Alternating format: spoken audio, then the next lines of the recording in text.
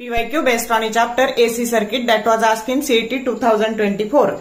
The equivalent inductance between A and B is equal to option A 2 by 5 Henry, B 12 by 25 Henry, C 5 Henry and D 10 Henry.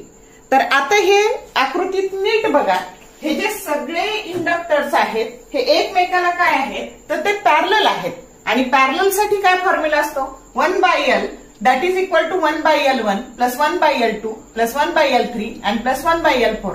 मग टाकून दिल्या ह्या सगळ्या किमती आणि LCM आला 12 आणि याची सगळ्याची बेरीज झाली 25. पण ही व्हॅल्यू कशाची आहे 1 by L ची आणि म्हणून L ची व्हॅल्यू इंडक्टन्सची व्हॅल्यू काय झाली 12 by 25 हेनरी, जो करेक्ट ऑप्शन बी आहे. तर शॉर्ट व्हिडिओ आवडले लाईक करा, शेअर करा, कमेंट करा. For more useful tips and tricks, keep watching Wings of Physics. Thank you very much.